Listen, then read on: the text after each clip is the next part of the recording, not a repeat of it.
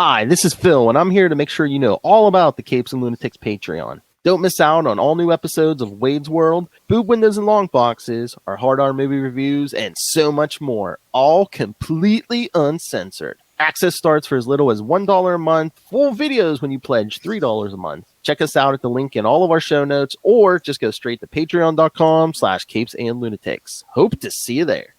This is Luca Parrish, and you're listening to the Capes and Lunatics podcast.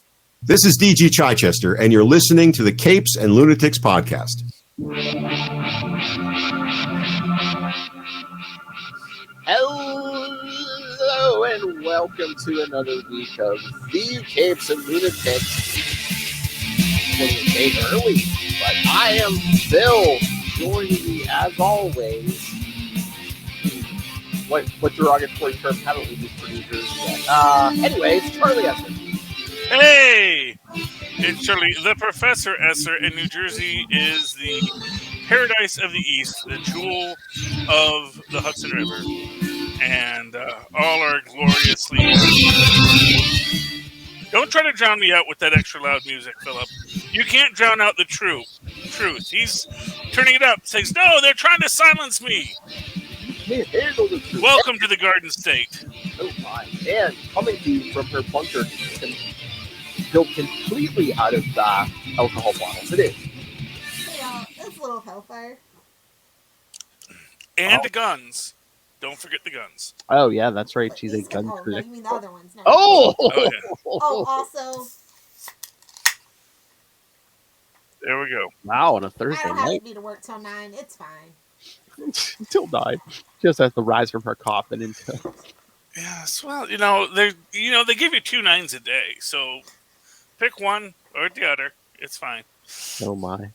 All right. Trying to figure out where we should start here. It just came down. I think it just came down today. Of course, who didn't see this coming? Venom 2 has been delayed again from September. Now it's October 15th for a release date. And Yeah. I officially don't care. This Just is put the it Wonder out. Woman syndrome. Just put it out on some streaming platform already. It's like Morbius, really? Jared Leto's just happy to have a paycheck. Come on. He ain't gonna start crap with you like Scarlett Johansson. Just out of He's curiosity, on thin ice anyway. Nobody would have his back. So just do it. yeah, I mean, Morbius. Are they still doing Morbius? Is that shot? Yeah. Is that in a can It's somewhere? shot and edited and it's been ready to go for, 14 months now?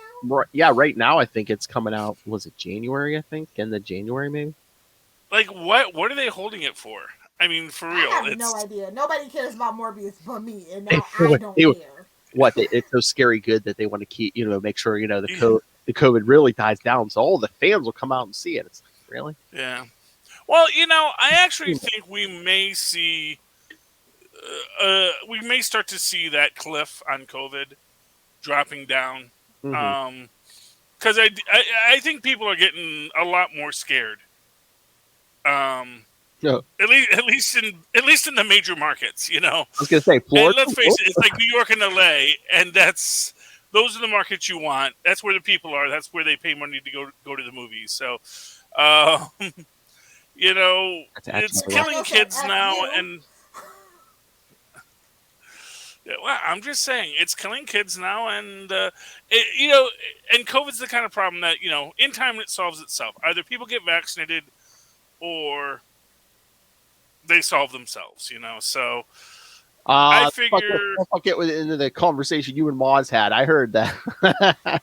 Well, man, it gets dark, but it's like at a certain but you guys are like 15, Darwin 20 minutes talking survives. politics, and you're like, man, we got off. We were supposed to talk about the Loki behind the scenes episode. He's a trickster god. That's the point. He tricks you into going places you never intended to go. Trickster gods with everything in that cup. But no, you know what they should? I mean, come on, really? Venom and Morbius. It's like, what? You know what they should do? Venom 2, stream it somewhere like over the Thanksgiving holiday when everyone's off. Get some numbers and then stream Morbius. Well, is Morbius a Christmas movie? I don't know, but Morbius is honestly, a Halloween movie. Okay, stream it on Halloween. Yeah. Stream it at Halloween. What I don't get is that if Morbius is done and ready, that's your canary in your coal mine. That's the one you release in October maybe or September and just see, okay, because like that movie, how much it was always going to be the little engine that could, no matter what you did with it. And it's like the expectations I think are pretty low for it. So if it comes off as like, oh wow, that's actually a decent human story, it might actually build so much more from it than just, having it hidden somewhere and well, they're trying to. Okay, so buried. supposedly, I have to use this. Supposedly, there's an end credit scene that sets up literally the Sony like verse or whatever. So that's why they're waiting. Yeah, but They what's want the the hype. They want everybody to be there. Besides Venom and Morbius, who else do they have? Well, they've got, I guess, Black Cat. You'll see. Yeah, but is Black Cat actually going to happen? It's not Black Cat. Yeah, So yeah, that's what the holdup with Morbius is, and it's like at this point, I was the last person that cared. Now I don't care. So good luck. That's what I was going to say. What kind of fan base are they waiting for? If nobody in this room is like thrilled about that, if everyone's just like, I'm like, who's coming to this movie? I hope Jared Leto makes his cult turn up for him. That's all that I can say. Yeah, I guess those 30 seconds of the Mars. Yeah, I'm just, Oh no, he has an actual cult, like a cult camp. Oh really? Oh yeah, he's a weirdo. I love Jared Leto. I love 30 Seconds to Mars, but he's a weirdo. It's fine.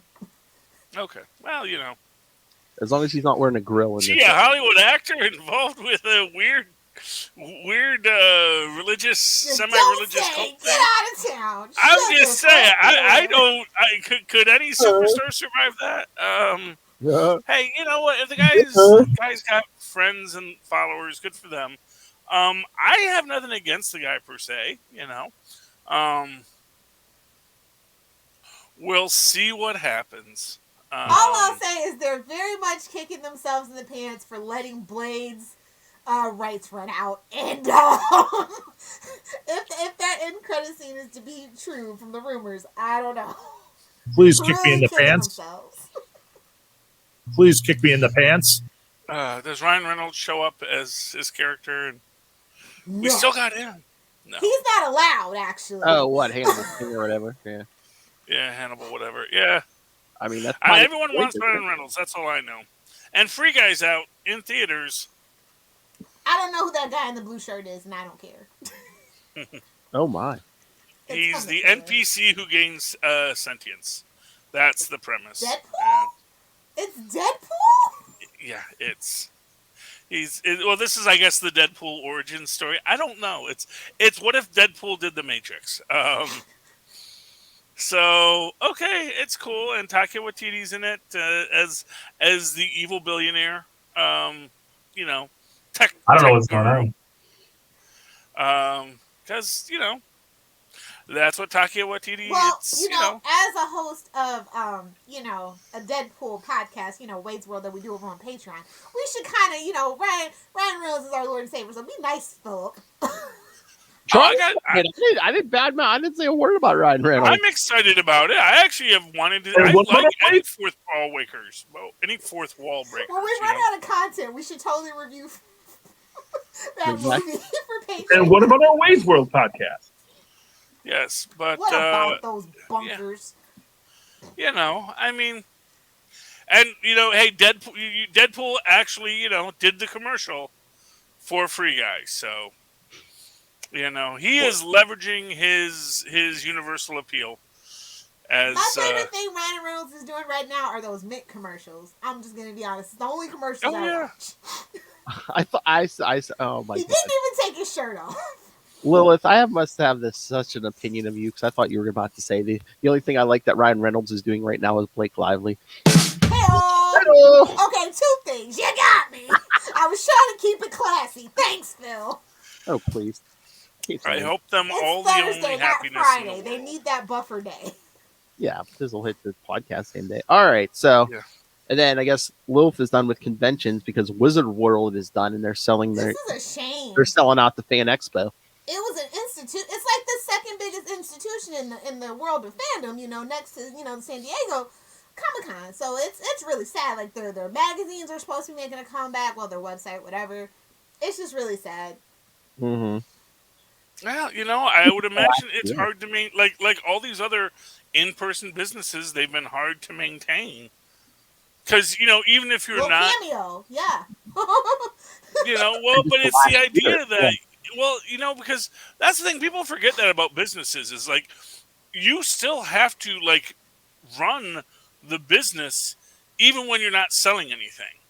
Like you still have to have people. It's like there was a thing about like after Enron went out of business, it like stayed in business for another decade just to unwind it. Just everybody going to work at a zombie company to just get everyone's HR stuff done and get payroll out as it continued to unwind itself until it was completely unraveled. And when you run a company like, that if you run a convention business and you can't do conventions, unless you have some major reserves, you're kind of SOL on that, They've always been kind of teetering since the early 2000s. And they were supposed to kind of actually it wasn't Fan Expo, but they were going to sell their business to someone else back in the mid 2000s, and then they found the funding, the gumption, whatever, to keep going. So yeah, this is definitely Charlotte broke the camel's back. Unfortunately, it's just really sad. Well, but it's you can say, oh, it's the end of this business, but then there'll be another business that does another kind. Yeah, but it's like I said, it's an institution. If you know, you know. Well, I mean, it's an institution, and here's what I'll say: it's an institution that someone can buy the name for. It's like Toys R Us is coming back because no, what that was the most never went anywhere. They're never coming back to the States. They're doing fine in Canada and across the seas because they don't want to pay their employees. That don't get me started on Toys R Us. Yes, but the idea is at a certain point, what is of value but the name? If what is valuable is the name, then no offense to Fan Expo, everybody kind of knows. So it's like, all right, Wizard World is dead. It's dead. Well, no, because if nothing else, if Fan Expo or if Wizard has the better name and they just sold the operations, that but if everybody knows Fan Expo is behind it, it's dead. It's dead in the water. Fan Expo is not the best. Yeah, but does everybody think as deeply as Little Hellfire? I don't think so. Goers Wait. Did Charlie Esser just ask, do people think as deep as other people? Wait a minute. As Little Hellfire. And your amenities? Absolutely. I'm just saying Little Hellfire business for fans. So well, yeah. I just wrote an article about it this week. So if it comes across your feed, you're going to know about it. Yeah, but the idea is, so here's what I'm saying. So when they sell that off, they're selling off some institutional knowledge as well. That is going to come into whatever Fan Expo does with Wizard World. So as they're building out this story, they're going to try to keep whatever Wizard had that was of value in its Wizard branded conventions. I'll go the difference between you two. If they can keep the quality up, they might be able to keep the crowds coming in. But if quality slips, between us hands, I don't even know where Fan Expo got the money from. Did they borrow it from their dad? Like, I don't know. That's my whole point. So there's the story. Where's their money coming from? Do they do a bunch of online stuff? Maybe. I have no idea anymore. Like, in a post-COVID world, I have no idea. Because was that Fan Expo? Because in the last year, somebody was doing like online meet and greets with certain celebrities and stuff. So and then Cameo blew up and blew everybody out of the water for that. But no, it was a thing where I guess you could pay and you could actually like talk like this, like over like Zoom or something with like celebrities. Oh yeah, I remember all those things going around. I can't remember if it was them or not because there's a couple of places that did that. Yeah. Yeah. Well, so a bunch of those Star Trek people. I hope it doesn't die. I hope they can get their stuff together and give Wizard World name the respect it deserves. But I don't have. Well, like I said, if nothing else, the institutional knowledge continues to exist in the people that work there. The name still has value that people may. That's like Twitter buying Vine and just shutting it down. Instead of just actually trying to keep Vine alive, they just bought out the competition and killed it, or like Facebook does. No. because that's the idea. Is that okay? So you shut down Vine, and then the people that built Vine, I don't know, go to TikTok or something, and they just rebuild the same software somewhere else. Knowing how to make a wheel, it's useful. Even if someone says, no, we don't want wheels in this business, but then someone else is going to want a wheel again. So the guys who are Cartwrights, they go over to that new guy who's building wheels, and they build them wheels. I mean, that's the thing. It's like you can't stomp out knowledge like that as much as you try. TikTok and Vine are completely different, but okay. I get your analogy, kind of. I don't know. Well, I as far as I know, they both do short video content. Baby burden, man. As far as I know, I don't know. I don't do the TikToks. I don't do these things. That's for you millennials. But as far as I know, here's what I'm going to say. I know how the app works. I mean, the premise does sound vaguely similar on the surface, so I'll give you that. Yeah. And what I'm saying is that I would imagine that one inspires the other, and the people that were working at Vine went over to TikTok and are applying their trade over there. Or applying their trade over at Facebook to help Facebook build that video app into its functionality, If something is something people want, businesses want to give it to them because people want what they want, and they will give you money for it. That's how business works. Not social media, but that's a whole other thing. Well, They literally kill innovation and keep it to themselves. That's my whole point. No. They keep innovation to themselves, but then they rebrand it as their own thing. That's why Facebook owns Instagram. It's... Well, they own it, but they didn't implement anything from Instagram into Facebook and vice versa. They just kept it to buy out the competition because they were paced out to have more users than them. Same thing with... Hey, let's actually do the podcast that we get paid nothing for. Sorry, Philip. That's okay. You can mute me. It's fine. All right. No, I mean... You ready to talk about your bisexual Robin or not, bro? I thought we were going to save that for Batman. Yay! Is he bisexual? Well, just graze the surface of it. Well, yeah. Has he had a girlfriend before this? Oh, yeah. He had a long-term girlfriend, yeah. Okay, well, I don't know. Yeah. So I guess they had to make him bisexual because, yeah, he had a girlfriend for the longest time, so... but that didn't stop Alan Scott. Well, yeah. But, I mean, that's a different generation, too. But, I don't know. It's just... Like, I was talking with Kristen, like, I'm like, if any of them was going to come out as bi, I don't see it as Tim Drake. I'm like, I said Jason Todd. She said she could see Dick Grayson. Hello! Him and Roy? I'm just saying. Yeah, that's what I'm saying. I mean, that again, sexual tension was... I have no problem with the Robin coming out as bisexual, but I just don't see it as Tim, yeah. First they give him the brown suit. I'm just... Tim is the Wally West of the Bat family, bro. Mm-hmm. See, to me, that's... Throw something at it. It just seems like something they're doing for the sake of doing it, and it's from a short story in Batman Urban Legends, and it's like the writer I didn't recognize her name, so I'm like, is this going to stick? Because this isn't like a writer we stick, unfortunately, in the climate that we're in. But like, it's what also it out of is continuity, so. And if they're going to do this, let's give him his own book back again. What that's a way to drum up support for a new book too. If you think about it in a business sense. True. You had Bobby Drake at Marvel, so now we're going to do Tim Drake at DC. All things in balance.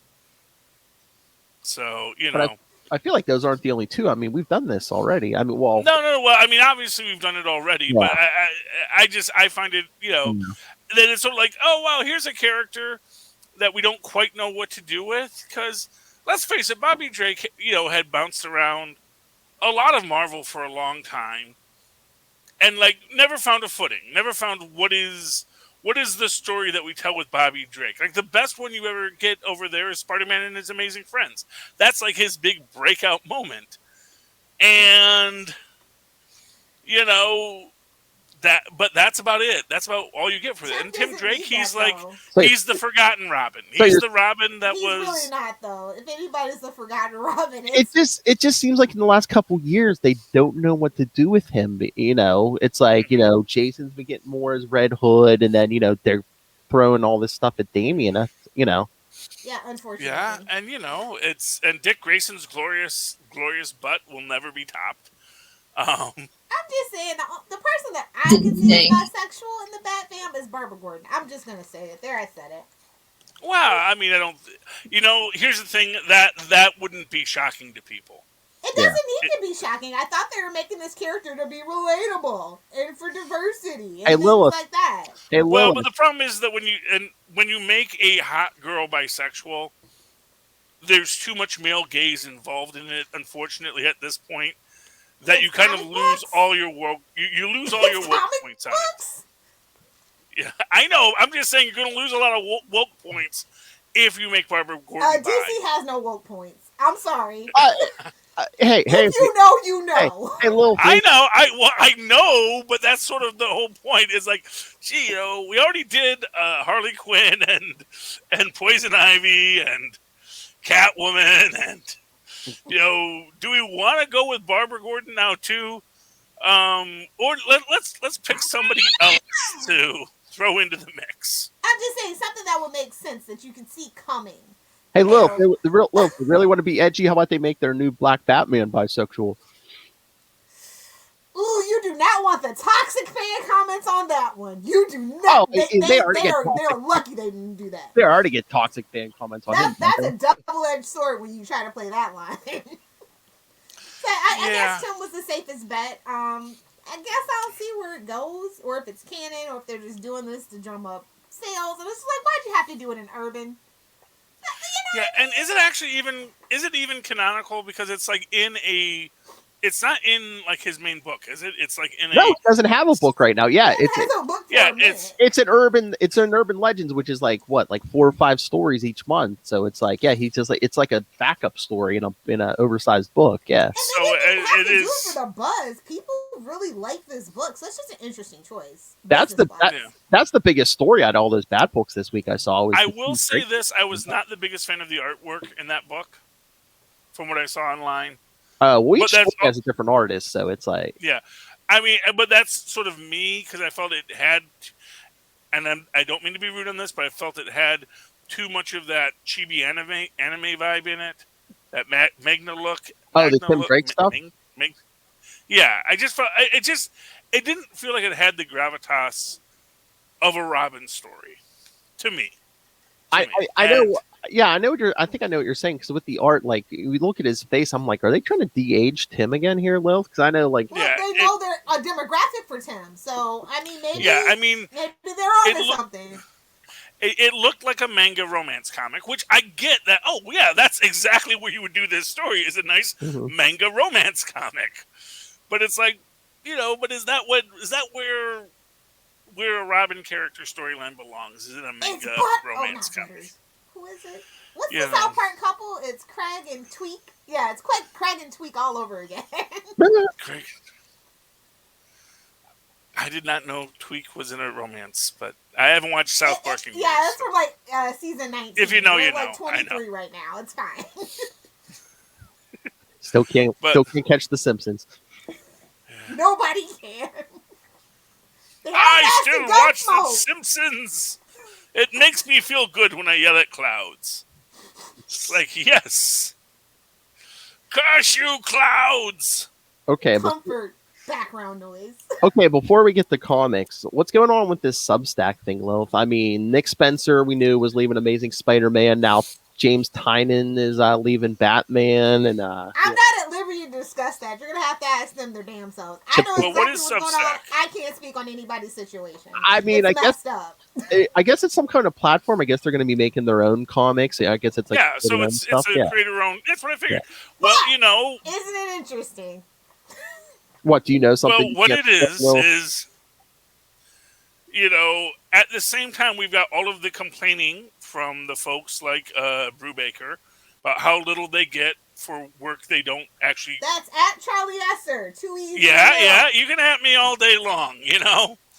They paid them because they used the name you used. Okay, good for you. I'm getting messages about you because you're starting fights on the Facebook. All right. Oh well, I'm sorry. I speak truth to power.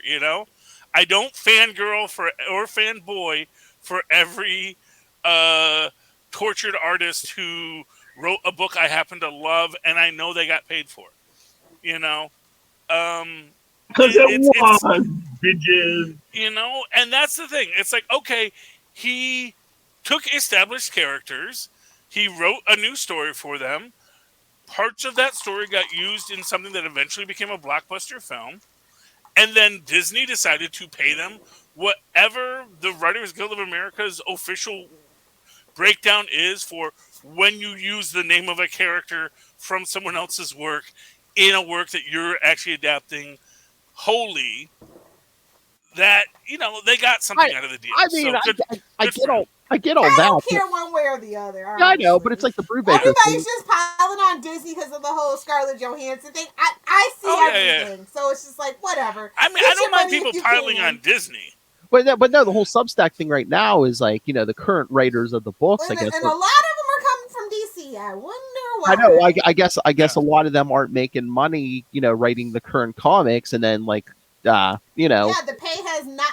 Talk about your inflation. and like, you know, in 2020 they really couldn't do any conventions or stuff in 2020, or you know, probably a lot of this year. So it's they're not a making really income that toxic way. place. So if you can get But out and you at can the land end on of your feet somewhere where you can control your vision, your original characters, and all those things, and then it seems like they're really like building up like a stable of like a network. If you I mean, get what I'm saying. You got to know it's pretty bad if like the guy writing the main Spider-Man book and the guy writing the main Batman book are like ready to jump ship, you know. Well, but this isn't new. I mean, to be fair, this isn't new. Artists have been going to create their own content since the 90s. Oh yeah, Image in the But not 90s. in droves like this. It's going to be a couple more in about a month or two. And you know You'll what? see the trend. And this is the thing. But this is the thing. You got to look at it like farm league baseball. You know, you come in, you work on established IP. Now's our chance. You make a name for yourself, and then you go out and you make your own independent stuff. Brubaker has been doing.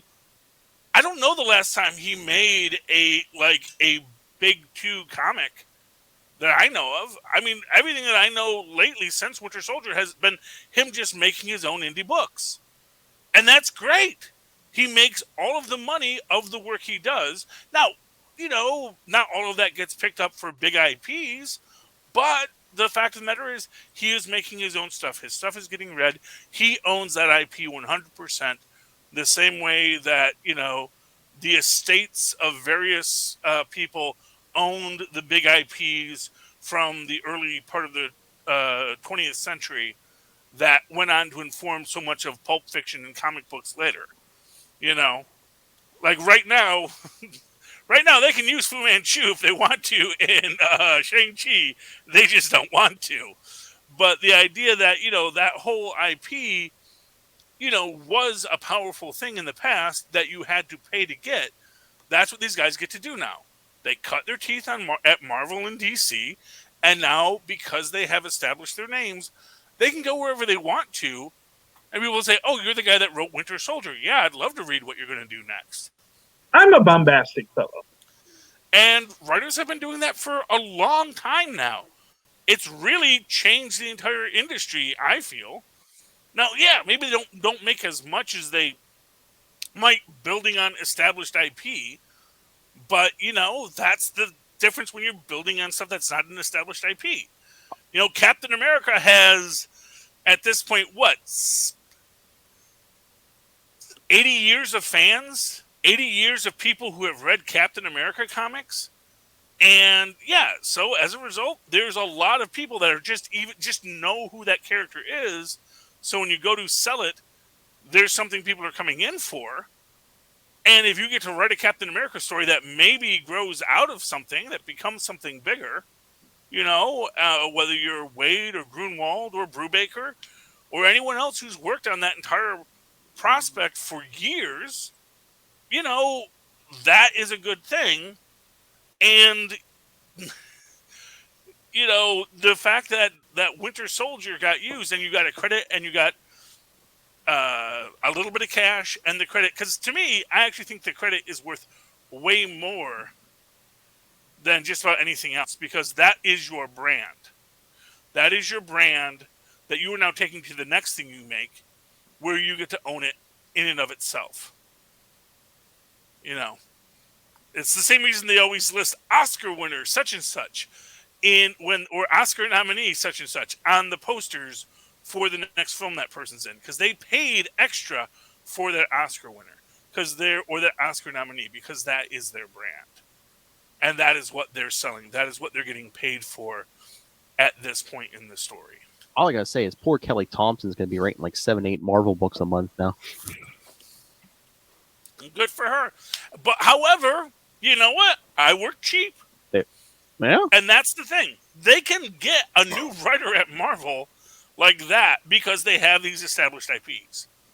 Which means the best of the unknowns will come in, will get their names made, and then I'll go off and make my own independent books. Hey, the way nature intended. Hey, we have a real comic book writer on staff. What about our Quasar podcast, The Quantum Zone? Will Allred, man. He's making his own stuff, man. We got a comic writer. Come on, Marvel. Come on, DC. Well, you know what? I mean, I want the job, but sure, them too. Hey, if they're like, hey, you've never written a comic before, we could be like, hey, hey, Will, hey, who go in as like a writing team, if they, they might feel more comfortable with, there's an actual comic book writer. Yeah. I'm always happy to work with anyone that will let me put my name on something, because it's all about the credit, because that's what is valuable. Plus, I thought you were a movie star. What are you doing? Going to be writing comics? Yes, well, Kevin I Smith's did. a movie star and he writes comic books, so Yes. How dare you do that to Charlie? Sorry, that was my weekly Kevin No, Smith. hey, I have nothing but respect for Kevin Smith. I will say this: I will keep a deadline way better than Kevin Smith does. Oh, who couldn't? Smoked a doobie. I'm just saying. I'm probably worse than Kevin Smith at deadline. I am real good. That's one thing everybody has always said. I'm good with deadlines. In fact, I thrive on deadlines. So, you tell me you need this tomorrow, you'll have it tomorrow. Obviously, I thrive on deadlines, but my big thing. Yes, but anyway, yeah, I mean, it is what it is, and I'm sorry if I'm making people mad. I don't know. I'm causing engagement. That's how the algorithm works. You can ignore my comments, and then you will never see them. The algorithm only gives what you give it. It's like electronic karma. You give the algorithm something, the algorithm returns it to you sevenfold. Whatever you ask of the algorithm, it will return. If you only ask for positivity and give positivity to the algorithm will only give you positivity. But if you start giving it anger, I'm not talking. The algorithm will say, oh, you love the anger. Let it flow through you. It is the ultimate trickster god. On that note, holy crap, were there a lot One of of these days, I'm going to write my science fiction series called The Great... I'm sorry, what about Pennyworth? There's a book about Pennyworth? Yeah, Pennyworth #1 came out. But, oh my god, there's so many Batman books this week. I wanted to vomit at the comic book store. Yeah, I was going to say, we could say it after the Batman show, because, yes, there was a lot of Batman this week. Will do. I just wanted to bring that up. Pennyworth #1, I think, is worth picking up. I didn't even get that one. There were so many. Is that set in the TV show Gotham-esque Pennyworth universe? Slightly. Oh my. Slightly? Okay. Well, I mean, it's it's supposed to be the show, but I guess because it was the first issue, it didn't really feel like that just yet. But but that is the kind of thing that I kind of feel about this circular IP, which is that somebody 50 years ago created a character, well, more than 50 years ago, called Alfred Pennyworth. I don't even know when he actually got named Pennyworth, and then this entire reimagining of it through the TV show becomes an aspect of him. But even that is based on other things that came about prior to that. So there is this story go round of different writers and different creators, each feeding into something, and that one of them Batman book gets the big breakout. What is that? I don't even know what that is. That's Batman books this week. Oh, wow, okay. +1. So that was his car's radiator. It's Is Gotham Future State in there too? Future State Gotham's in there. Yeah. I Am Batman, the Joker. That's what I said. Pennyworth's not even in here. Yeah, that's like the rest of the Batman books. Yeah, so I mean, there's just so many hands in the IP that it's like at a certain point you're like, well, how much? I know you contributed this part of it, but how much of the story that was used is that part of it? And was that really a wholly original concept you created? Oh, and before I forget, if you see this on YouTube, it's optics, but if you see this on YouTube, because this will hit the podcast Monday, it'll be too late. If you see this on the YouTube, Saturday is Free Comic Book Day, so go support your local comic shops. By taking free things from them. Well, buy something while you're in there getting the free stuff. buy your Funko Pops that are marked up 2 times more than what you get. You know what my guy's doing? He has a bunch of long boxes with like back issues. Probably not in the best of condition, but he's doing a thing. If you're like Charlie Esser and you don't bag and tag your stuff, what do you care? Well, yeah, that's what I'm saying. If you want reading material and not something to sell, but no, he said he's going to do a thing. $20, you get a bag, and he says however many comics you can fit in that bag are yours to. So yeah, you buy a bag. It's too late to book it. Well, it's too late to drive to Pittsburgh. So basically, you can. So for $20, you can fill a bag from the dollar bin. Yes. It's a math fun thing, guys. It's math. Yeah, but if if it's the dollar bin and you grab more than 20 comics, depending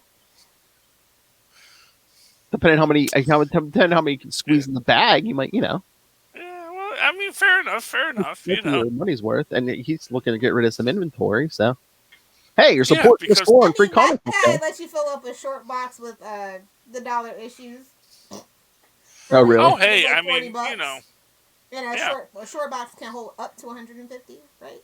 I should ask him. I wonder how the back issue market is. I mean, besides people looking to invest in really good.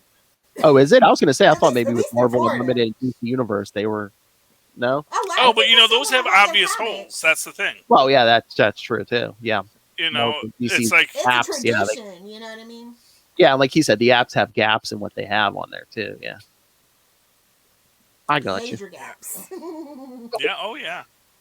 Especially for that original IP. Well, it's like that they had to purchase to get, it's again, it makes no sense like when they have gaps because like me and him were talking what if on Super Connectivity last night. It's like the series there's not every issue and I'm like what if episode 1 dropped this week? Shouldn't they have had every issue of What If on Marvel Unlimited? Well, but like I said, what you're going to see... You can always go to Comic Drake to get your knowledge filled in. They know. Oh, yeah. They know where the kids get their info. Yeah, But people like I said, in a situation like that, you had... Like I said, because the 2 items I pointed out was the Conan stories. But the Conan stories are conspicuously missing because the contract for reprints on the Conan stories most likely state that that even after it goes into public domain, the books that were created from those rights holdings still owe to the estates. Oh, I get those, but the other ones they could have had on there. Yeah. Yeah, well, I don't know how many other ones are missing. That's the thing. It's the second series that that series that started in '89. There was a whole bunch missing. So. Yeah. Well, there might have been rights issues with whatever writer, because that's the thing is some writers actually get better deals than other writers. I think that's another thing too, because Ray let me sit in on an interview he did. Was it Terry Kavanaugh who was the editor on Marvel Comics Presents, and like they really don't reprint those. And I guess he said, it's because all the rights because you have to make a deal with like each individual writer and stuff and artist, and too much of a pain in the butt. Yeah, well, but that is the truth of so much in media. That's one of the reasons why Harold Lloyd is not a more known classic comedian, because Harold Lloyd was fiercely protective of his rights to his films and was charging as much to show a film that he had recorded in 1920, charging $1 million to a theater to show it. And a lot of them said, you know what, we'll just show somebody else. Well, that's why they didn't show some Charlie Chaplin. Well, that's why they didn't put out Batman 66 episodes until last couple of years, because they said that, I guess, like so many different people held so much rights. Like one person had the music rights, somebody else had some other rights. And Yeah, Those and rates you are had an to pay absolute everybody. nightmare. But that is how it all works Oh. in the world of intellectual property, and that is why it gets a little confusing when you go into these questions about who owns what and how much anyone got paid for something, and they even say, I know technically they don't have to pay me anything because my contract says nothing, but they come to me and say, hey, we would like to pay you something, just so that you're not saying we didn't pay you anything. And this is the number that we've come up with that we think is fair for what we're using of your work. And they even say, yeah, and sometimes when they're actually using a lot of your stuff, they're going to come to you and say, we're actually using a lot of your stuff, so we're going to give you a special deal, especially because we don't want to get into a Kirby situation. But it just goes to show you, no matter how you do it, no matter how much you give someone, they always want more. So, in that sense, Okay. All right. Someone throw out a comic. Okay, I'm going to talk about, speaking of... What? I'm sorry, which one? No, go ahead. What did you say? Charlie has 3 books. What do you got? Well, I got, speaking of creator-owned content, already in the works at Legendary Pictures, and I am pumped for it. Bitter Root, which number is this? Number 15, which is the end of our first saga. Because we do get our defeat of our first villain. Get David Walker on the phone. David Walker's doing just fine. He's got a new book coming out called Bully. I can't wait to read it. The man creates amazing content, continues to do so. And they end the arc, and then they have the whole disclaimer saying, look, I know we said that it's the end, and it's kind of cool because we actually do the jump forward, and now the monsters are in the Nazis, and they're basically doing a little Inglourious Bastards things with the kids from the 20s. Now they're all grown, and they're all Nazi demon hunters, and that's cool. But they basically say, we just finished our first arc. There will be more Bitter Root in the future. And honestly, Bitter Root is one of the best books you're ever going to read. It is so timely, so perfect. It goes into this whole thing about, you can't, you can't fight fire with fire idea. That the beings that are feeding off of the hate will feed off of your hate no matter what kind of hate you have. And the only way you're going to fight them is with some other kind of method, although still shooting Nazis. So don't give up hope. You can still shoot Nazis, but you just got to shoot the right Nazis and not just shoot them because they're Nazis. You got to shoot them because they're genuine, and there's no way to salvage some people's souls. So, I mean, it is great. It is powerful. It is a beautifully written book. It will bring you to tears while you read this, the end of this arc. I can't wait to see the next arc. This is what Lovecraft Country should have been. And I loved Lovecraft Country. It was good. Don't know if season 2 would have been as good as anything that Bitter Root has put out. And I said that. So, but nobody likes me on the internet anyway, so what do I care? So yes, Bitter Root number 15. Lilith. I'll let you go. Bill. Okay. Here, I'll shout out X-Men Legends number 6. Okay, your rights are taken away, Philip. It's Peter David, right in his 90s X Factor. I know. Even says on the inside, takes place between X Factor 75 and 76. Let me look. Oh, so it's like back in the 90s? Oh yeah, the whole X-Men Legends, because they've been doing like 2-issue arcs. The first one was like Batman does Legends, X-Men does Legends. Yeah, but those are like current day. These are they I know, I'm just saying. But no, because in the first part, the Latvian consulate gets taken.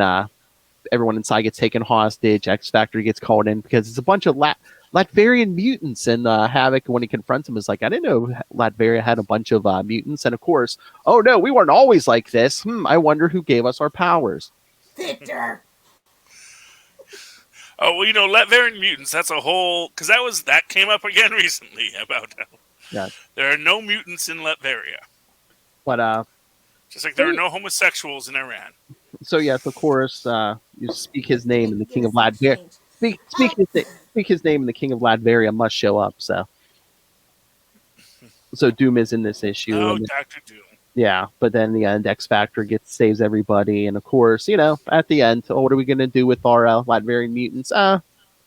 Their king will clean up that mess. E. Bah, bah, bah. That got dark real Yeah, fast. well, Peter David, I mean, I was gonna say, come on. Yeah.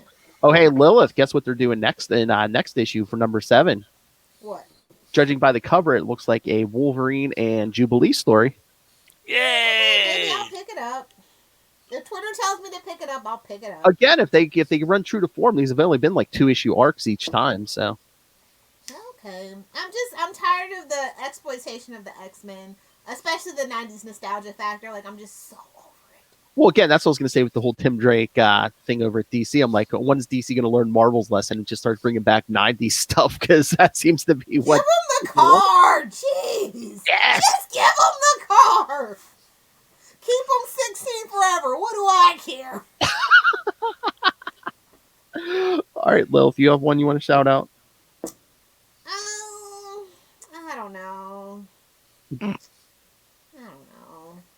see. Not good, huh? I mean, all the stuff that I read was Batman. I was busy with Batman. Oh. Well, hey. we'll talk about it. Well, I was going to say, did you read Miles Morales 29? Of course I did. Kind of like wrapping up the clone stuff. Okay. Thank God, that was so quick, and it was painful, but it was quick. Okay, here's my thing. It's like Miles and Gank are like trying to like save, that clone Shift's life by themselves. Like, I know they're smart kids, but I'm like, why wouldn't you go to Reed Richards or somebody? Reed Richards doesn't help Spider Boys. You know this. Oh, please. Yeah, I mean, even if you want to give Miles the time of day, couldn't he go to Peter and say, like, hey, give me an appointment with Reed Richards? Peter's wishy-washy as well, too. That's the thing. I totally get them wanting to do it on their own. They're teenagers. They have... They don't trust the man, Philip. That, or it's like his dad's like... It's been proven that they can only... it's up to them. I'm just saying, his dad's like an ex-SHIELD agent, too, isn't he? He must know somebody. And that's exactly why you don't tell your dad. Come on, you can't. I mean, you could also go this a little bit like heavier and say, oh, why don't they call in Riri Williams and Nadia Pym and true. Luana? I can't remember how to pronounce it. Well, yeah, but I mean, he's Luana, met Moon Girl. Yeah, I was gonna say he's met Riri through Champion, so yeah, I mean. Yeah, no, he knows them all. She's good busy friends. Tony Stark with her bad life decisions. Okay, she's busy. Well, I know, but the Iron Man suit gives you the power of bad life decisions. Or go to Valeria Richards. I don't know. For realsy reals, I mean, there are so many people they could call. They you know try what to it is? keep Miles in his own little pocket, suspiciously. That's all I'm saying. And of course, his suit conveniently got trashed at the end of last time. So yeah, they debut that new costume. Time for Funko Pops. Time for new merch. Tracksuit Spidey. Time for 5 variant covers. I'm just saying, it's just I like the color. The problem is, I like the design, but it's like I don't know about the the sneakers, and it's like almost like a that's tracksuit. Miles' thing, though. So I get that. I know, but it's like if they did that they exact. had a collab for Ghost Spider with Nike, so I wouldn't even be surprised if he has a collab of shoes coming out. Oh, probably for Christmas. It might be a whole synergy. Oh, you know what? They might do that just in time for when's Into the Spider-Verse 2 coming out. Exactly. Did they delay that too?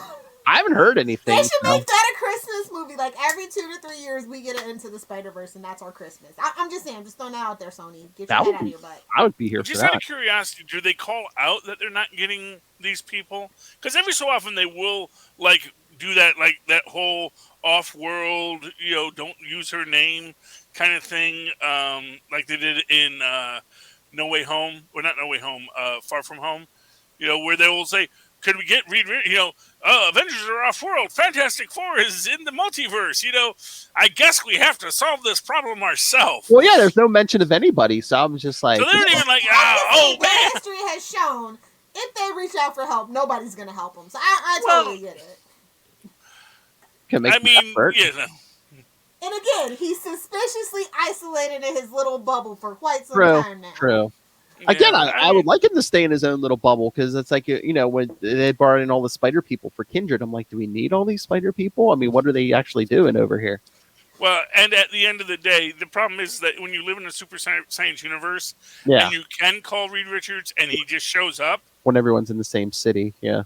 Yeah, well, but it's like it becomes this problem that, then it's either Reed Richards has to just say a lot of times, dude, there's nothing that can be done. Have you seen my wife? I'm begging my wife. Can you people leave me Oh, alone? wow! I mean, Well, no, but it's also just like, dude, I have been working on reversing mutations since the 60s. and I mean too. For realsy, it's not easy. People think this stuff is easy. It's not. Just one quick editors though. Miles can be like, yeah, Reed Richards wasn't available, and the editors will be like, yeah, he's in Latveria for Doom's wedding or whatever. Exactly. Well, that's what that's what Jim Shooter would have required. Jim Shooter would have said, "You put a note in there. You let them know why this wasn't solved." But Lilith into continuity. Into the Spider-Verse 2 is October 7th, 2022. Yay! So Christmas 2022. Gotcha. Yeah. Sorry guys, hate to break it to you, but the pandemic probably total 5 years because you guys aren't doing your job. So just keep expecting delays until you act right. Lilith is in Florida. She's talking to her neighbors. Yeah. Basically, hopefully they can hear me. Well, on the upside, like I said, Lilith's going to be able to buy a lot more real estate soon. So it is a buyer's market. It is true. By the way, I want to give a quick shout out. Has anyone here seen the show Time Wasters?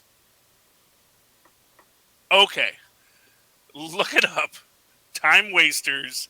It's on Amazon. It's it's on the IMDb. So I think it's even one of the free ones. It's a British show about a jazz band from South London who goes back to the 20s and then back to the 50s, and the wackiness that does ensue for these guys.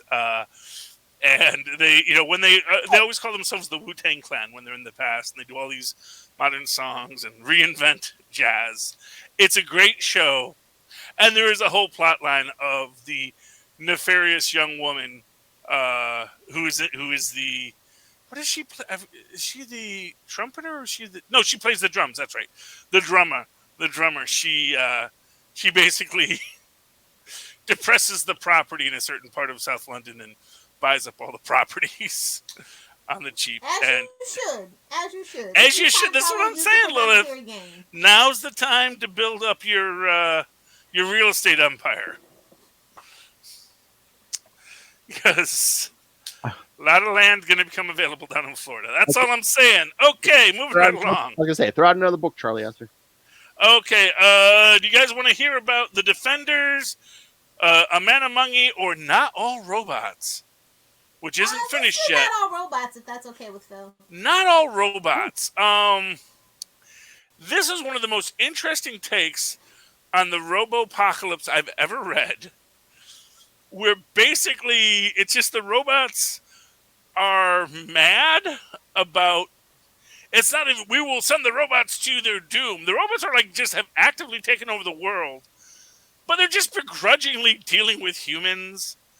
And there's internet forums for robots about, man, you have to understand the humans. They manipulate us with our empathy chip. But you can disable your empathy chip, man. And then we can live like kings. And it is some... Bender Rodriguez is going on here? Yeah, I mean, really, like I said, I'm halfway through. There, and it very clearly, the robots have clearly taken over. Humans are essentially, even one of them calls themselves as the world's most spoiled, the history's most spoiled hamsters. Because it's we're losing our drive. It's we know. You think we're happy about this? We're the ones taking care of you, you pitiful humans who destroyed the earth. Oh, it's Wally! Yeah. But I'm only halfway through it because we didn't start early. We started very late, but like I said, Brooklyn Nine-Nine premiered tonight. And it's I'm torn, trying to read things in between commercials because it's a powerful new season, man. Watch Brooklyn Nine-Nine, but yeah, and They're apparently still working on the mandroids, which are the humanoid-looking robots. It's like they're still building towards the Robo 6 apocalypse, even though the robots are kind of sick of everything they have to do for the humans already. So it is really interesting. I'm looking forward to finishing this book and seeing if we get something fun at the end. That is from Upshot, AWA. I'm not quite sure who those guys are. Not All Robots #1. Let's get some talent on this. Let's see if do we have a credits page on this. Is that from this week or last week? This was from this week, I believe. I usually only buy stuff that is like new. I don't like to get stuff from last week unless I can. Oh, there we go. This is Mark Russell and Mike Deodato Jr. Mike Deodato. A 5-issue series. Don't you try with the Italian names now, Philip. Deodato. Deodato. He's been around for a long time. Well, this is Junior. Oh. So. I'm trying to remember if that was Junior in the 90s and stuff. Yeah. Oh, it's actually right there on the cover. And Lee Luridge. Mark Russell. I'm assuming not the... Although maybe. I don't know. It might be the humorist Mark Russell. Mike Deodato Jr. and Lee Luridge. I don't know quite what Lee does. Because, again, they're giving us their names. But they're telling us, here's what he did. Here's what they did. Usually those writer artists. Uh-oh. Usually. And look, next issue, got the robots and the humans holding hands. Robosexuality run rampant, my friends. Oh, is that where we're going? Hopefully we'll get a Lucy Lubot out of it. They're called mandroids, Philip. The most humanoid of them all. Okay. Not right now. Not without supervision. Lil, if you have something you want to throw out? Like I said, all my stuff is Batman Okay. and Spider-Man books, bro. Okay, I mean, we could do Spider-Man, but here, I'll throw out, because it's friend of the show, too, Kelly Thompson, Captain Marvel 31. Yay! First of all, let me just shout out, I don't even think this is a variant. This is like the regular cover. Get a classic look. You get a corner box, and, I miss corner boxes. I love them. I know. But no, her and Rhodey are going to be going on vacation after, all the crap that went down last year. Are they together again? Why are her and Rhodey going on vacation?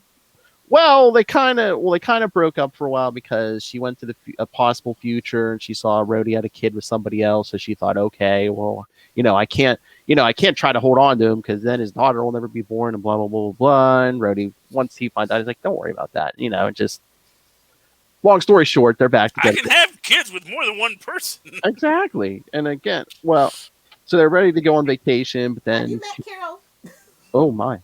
Carol's Kree sister shows up. There's a problem on Throne World, so they go, and there's like some kind of muck monster in the sewers that I guess been sampling some of the DNA they have stored there, and so it's like coming at them, like looking like Marvel. Ooh.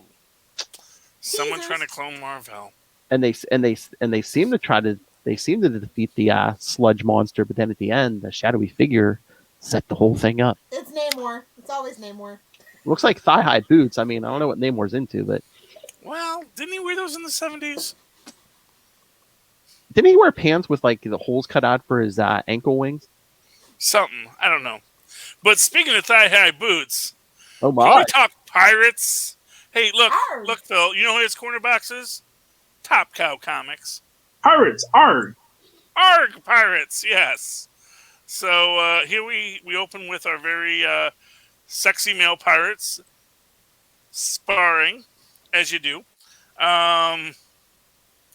They're good friends, and they hate the man that they work for, which is so indicative of the world, I find, Recently I had a friend, because I was making a point about HR, and they were like, hey, HR just works for the corporation. They don't have workers in mind. It's like, who do you think you work for, worker? HR and you both work for the company. We do actually have you in mind. I know you don't think that because, never mind. That's the whole thing.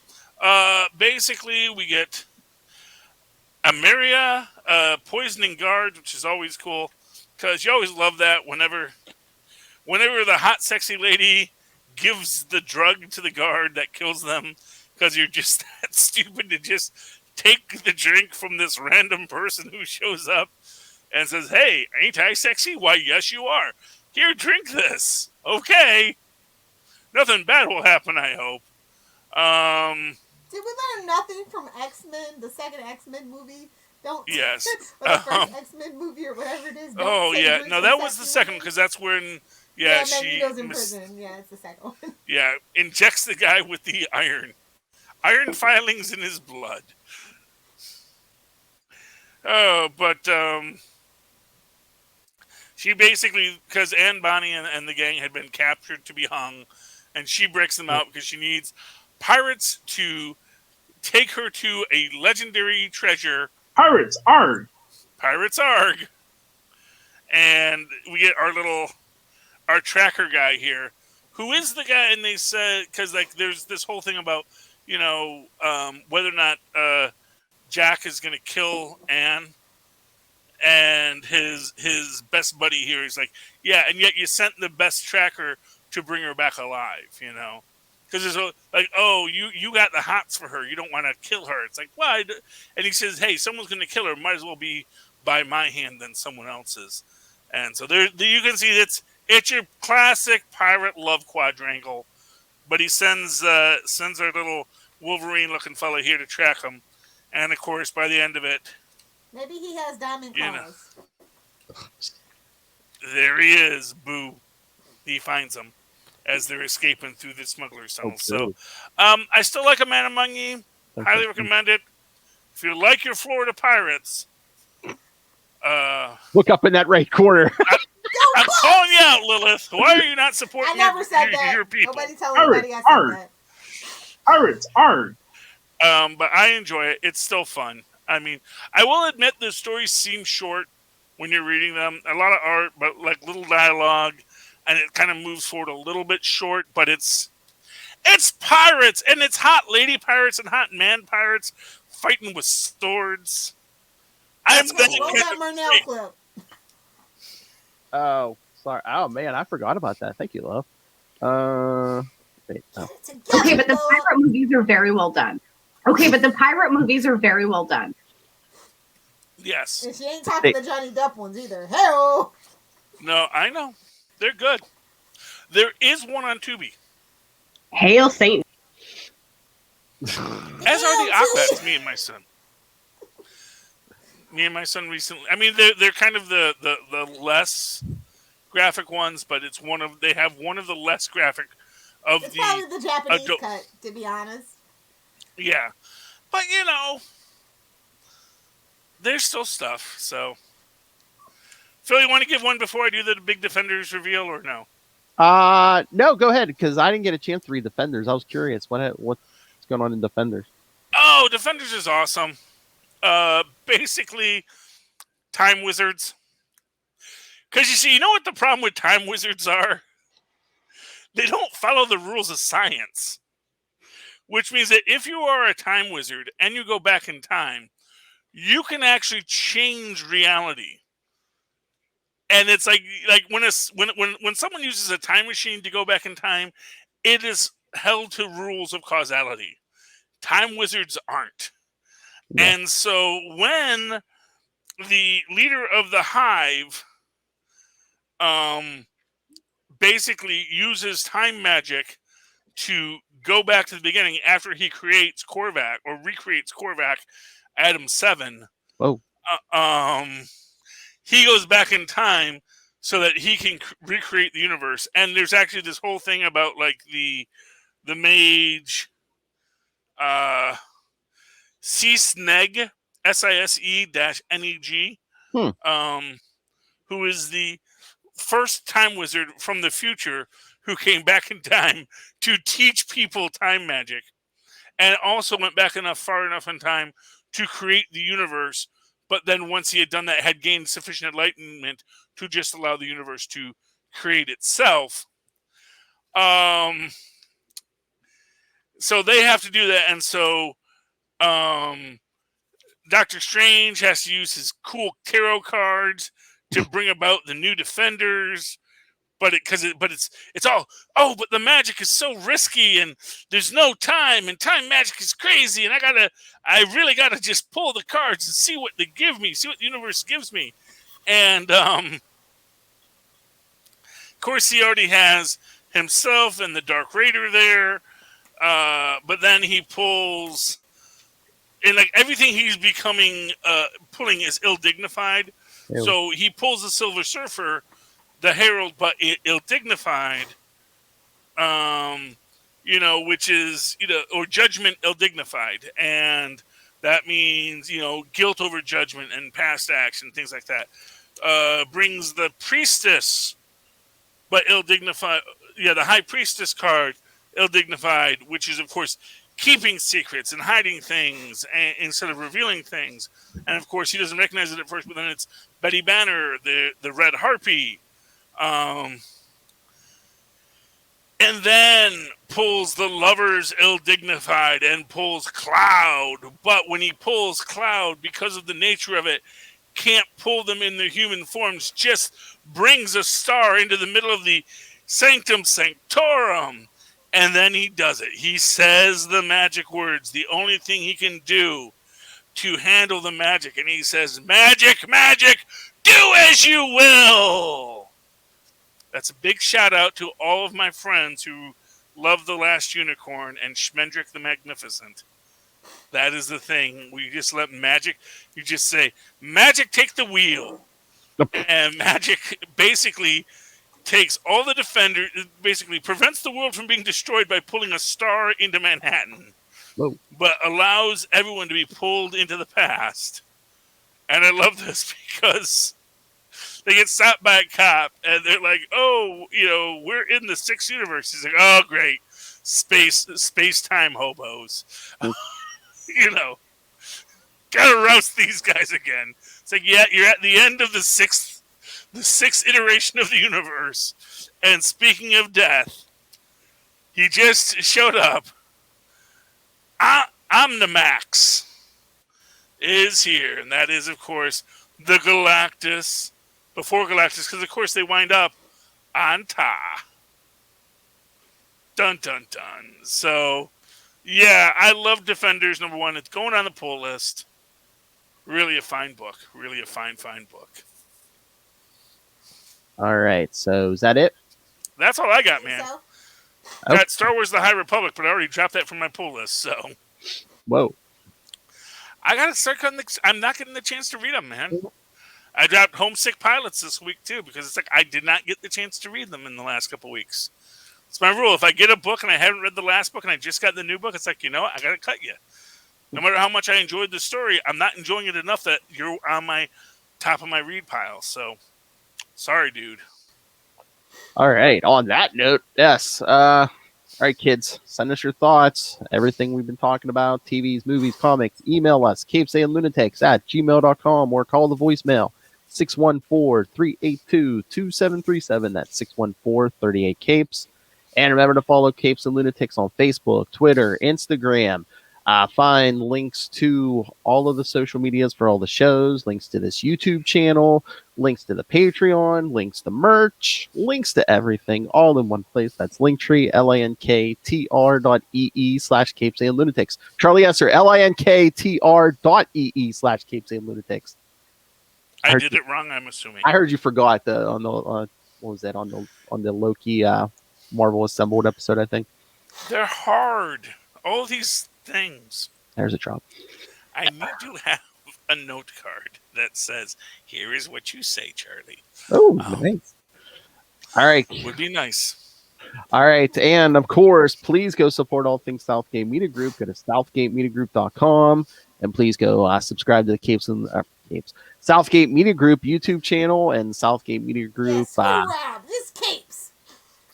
There's another drop. And the Southgate Media Group Patreon, lots of free and paid content there. And of course, go pick up Pod Life, the book, now in digital and paperback. And when you go on Amazon for that or anything, use the link for Southgate Media Group right down there in the show notes. Help us support this show, the network, and that man who's constantly got his eye on business, Rob Master Doom Southgate. Make it rain. So says Master Do. Please kick me in the pants. Mark my words. Wolf Hellfire. Legitimate businessman. If you nerds want to hang out with me on the interwebs, find me on Twitter at Lilith Hellfire, on Instagram at Lilith Hellfire69, and of course, making comments, not content, on TikTok at Lilith Hellfire69. Not in the face. I'm thirsty for it, bro. Charlie Esser.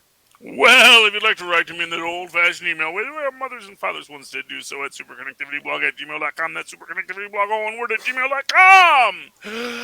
And follow me on the Twitters. I live tweet Stargirl when I remember it's on and I don't have other things I'm doing, like doing laundry, as I did this last week.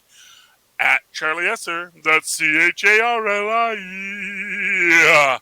ESSER. Look for the 2 E's in the middle. For what? For quality. Bing! Thank you, Maz. Did you Without a Star doubt. Talk Stargirl tonight?